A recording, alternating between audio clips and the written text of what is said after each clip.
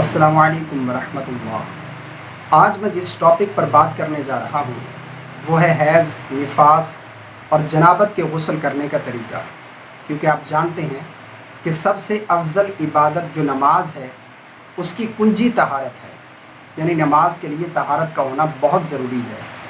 اور بہت سارے ایسے مرد اور خواتین ہیں جو غسل کرتے وقت چند ایسی غلطیاں کر جاتے ہیں جن کی وجہ سے ان کا غسل ہی نہیں ہوتا۔ جب غسل نہیں ہوگا تو پھر کیا ان کی نماز ہوگی، کیا ان کی تلاوت ہوگی؟ تو اس لیے یہ ہم سب کو سمجھنا بہت ضروری ہے۔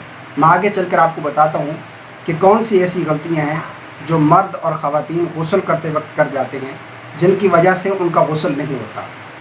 یہاں پر سب سے پہلے غسل کے متعلق جو چند کنفیوژن لوگوں میں پائی جاتی ہیں وہ دور کرنا چاہتا ہوں۔ ایک مسئلہ جو بہت بار پوچھا گیا وہ یہ کہ جتنی مرتبہ غسل فرض ہوگا اتنی مرتبہ غسل کرنا ہوگا یا پھر ایک ہی غسل کر لینا کافی ہے۔ مثال کے طور پر ایک عورت جنابت کی حالت میں تھی، اس پر غسل فرض تھا، اسی حالت میں اسے ایام آنا شروع ہو گئے، یعنی مینسز، حیض آنا شروع ہو گیا، تو اب کیا اس کے لیے دو غسل کرنا ضروری ہے یا پھر ایک ہی غسل کر لینا کافی ہے؟ اسی طرح ایک مسئلہ یہ بھی پوچھا جاتا ہے کہ میاں بیوی نے ایک مرتبہ یا دو مرتبہ ہم بستری کی یا تین مرتبہ کی، تو آیا اب ان کے لیے تین مرتبہ غسل کرنا پڑے گا یا پھر ایک ہی مرتبہ غسل کر لینا کافی ہے؟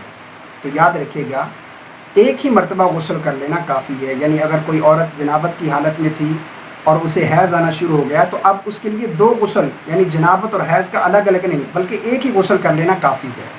اسی طرح میاں بیوی نے ہم بستری کی، اس کے بعد غسل نہیں کیا، پھر دوبارہ ہم بستری کی، پھر دوبارہ کی، یعنی تین مرتبہ یا دو مرتبہ ہم بستری کر لی، غسل نہیں کیا، تو اب ان کے لیے یہ نہیں ہے کہ وہ تین مرتبہ یا دو مرتبہ غسل کریں گے بلکہ ان کے لیے ایک ہی مرتبہ غسل کر لینا کافی ہے۔ ایک سوال بہت دفعہ یہ بھی پوچھا جاتا ہے کہ اگر کوئی میاں بیوی حقوق زوجیت ادا کریں اس کے بعد بغیر غسل کے سو جائیں تو کیا یہ گناہ گار ہوں گے؟ تو یہ کنفیوژن بھی دور کر لیں گے، ایسا بالکل نہیں ہے، کر لینا بہتر ہے۔ لیکن اگر کوئی نہیں کرتا، وہ چاہتا ہے کہ وہ فجر سے پہلے اٹھ کر غسل کرے گا تو اس میں کوئی حرج نہیں، کوئی گناہ نہیں ہے۔ لیکن یہ یاد رکھیے گا کہ اگر نماز قضا ہو جائے گی تو پھر وہ گناہ گار ٹھہرے گا، تاخیر نہیں کرنی چاہیے۔ اس لیے اگر کوئی غسل کو تاخیر کرنا چاہتا ہے، یعنی فجر میں کرنا چاہتا ہے، وہ چاہتا ہے کہ میں فجر میں اٹھ کر غسل کر لوں گا نماز سے پہلے، تو وہ اس میں کوئی اسے گناہ نہیں ملے گا، اس طرح کرنا بالکل درست ہے، کوئی حرج نہیں اس میں۔ لیکن افضل اور بہتر یہی ہے کہ فوراً غسل کر لیا جائے۔ اب آتے ہیں کہ غسل کرنے کا طریقہ کیا ہے۔ سب سے پہلے تو یہ یاد رکھیے، حیض، نفاس اور جنابت کے غسل کرنے کا جو طریقہ ہے یہ کوئی الگ الگ نہیں ہے۔ یہ نہیں کہ حیض کے لیے کوئی الگ طریقہ ہے غسل کرنے کا، نفاس کا الگ ہے یا جنابت کا الگ ہے، یا اگر کسی کو نائٹ فیل ہو گیا تو اس کے غسل کا طریقہ الگ ہے۔ ان تمام کا سیم طریقہ ہے غسل کرنے کا۔ یعنی اگر کوئی ناپاک ہو گیا ایام حیض کے بعد عورت جو غسل کرتی ہے، یا پھر نفاس کے بعد جو عورت پر غسل فرض ہوتا ہے، یا پھر اسی طرح جنابت کی حالت میں جو غسل فرض ہوتا ہے، ان تمام کا طریقہ سیم ہے، کوئی الگ الگ نہیں ہے۔ اب سمجھیے غسل کے کتنے فرائض ہیں، یہ آپ جانتے ہیں کہ غسل میں تین فرائض ہیں۔ ایک تو تین مرتبہ کلی کرنا، دوسرا نرم ہڈی تک ناک میں پانی پہنچانا، اور تیسرا پورے بدن کو تین مرتبہ دھونا کم سے کم۔ اب یہاں پر یہ یاد رکھیے گا کہ تین مرتبہ جسم پر جو پانی بہانا ہے، اگر سوئی کے برابر بھی جسم کا کوئی حصہ خشک رہ گیا تو غسل نہیں ہوگا۔ یہ غسل کرنے کے فرائض تھے۔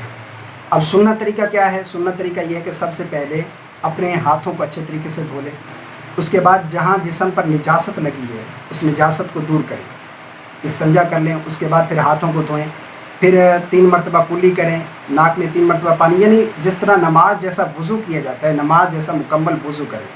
اس کے بعد تین مرتبہ پورے جسم پر پانی بہائیں، حتیٰ کہ اچھے طریقے سے جسم کو مل لیں تاکہ کوئی بھی بال کی جڑ خشک نہ رہ جائے، یہ یاد رکھیے گا۔ اسی طرح پانی بہانا ہے آپ نے، یہ غسل کرنے کا سنت طریقہ ہے۔ اب آئیے جو غلطیاں کی جاتی ہیں وہ بتانا آپ کو بہت ضروری ہے۔ ایک غلطی تو خواتین کی طرف سے یہ ہوتی ہے، بعض دفعہ عورتوں نے ناخن پالش لگائی ہوئی ہوتی ہے، تو یاد رکھیے یہ جو ناخن پالش ہے یہ کلر ہوتا ہے، یہ ناخن کے اوپر اپنی تہ بنا لیتا ہے۔ اگر اس کو بغیر اتارے غسل کیا جائے گا تو غسل نہیں ہوگا، کیونکہ ناخن پالش کی وجہ سے ناخن پر پانی پہنچنا ممکن نہیں ہے، اور نہ ہی اس طرح پانی پہنچتا ہے جس کی وجہ سے ناخن خشک رہ جائیں گے اور غسل نہیں ہوگا۔ اور دوسرا، بعض ایسی لپسٹک ہیں جو ہونٹوں کے اوپر جو ہے اپنی تہہ بنا لیتی ہیں، تو اگر اس طرح کی کوئی لپسٹک لگائی ہوئی ہے تو اس کا اتارنا بھی ضروری ہے۔ اس لپسٹک کو صاف کرنا، اس کے بعد پھر غسل کرنا یہ ضروری ہے۔ اسی طرح غسل کرتے وقت اگر کسی نے رنگ یا انگوٹھی وغیرہ پہنی ہوئی ہے، بعض دفعہ ایسی انگوٹھی ہوتی ہے کہ اتنی ٹائٹ ہوتی ہے جب تک اس کو زبردستی حرکت نہیں دیں گے وہ ہلتی نہیں ہے۔ تو اگر اس طرح کی کوئی رنگ پہنی ہوئی ہے تو یاد رکھیے غسل میں اور وضو میں اس چیز کی احتیاط کیا کریں کہ اس انگوٹھی کو یا تو پھر اتار لیں، اگر اتر نہیں سکتی تو پھر اس کو حرکت دیں تاکہ اس کی جو نیچے جو جلد ہے وہاں تک پانی پہنچنا، وہاں پر پانی بہانا بھی ضروری ہے۔ اگر اس انگوٹھی کو حرکت نہیں دیں گے تو اس کے نیچے جو جلد ہے وہ خشک رہ جائے گی، جس کی وجہ سے غسل نہیں ہوگا۔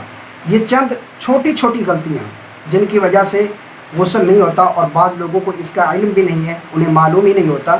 تو میں سمجھتا ہوں کہ جو میں نے بتایا ہے آپ کو سمجھ آ گیا ہوگا۔ اللہ سے دعا ہے کہ اللہ رب العالمین ہم سب کو شرعی مسائل جاننے کی توفیق عطا فرمائے۔ آمین۔ السلام علیکم ورحمۃ اللہ۔